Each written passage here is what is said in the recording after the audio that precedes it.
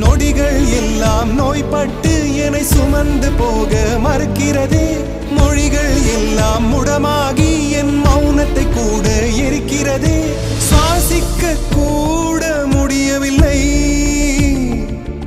என்னை வாசிக்க மண்ணில் எவருமில்லை. என்னை எனக்கே பிடிக்கவில்லை, காரணம் கேட்டால் தெரியவில்லை.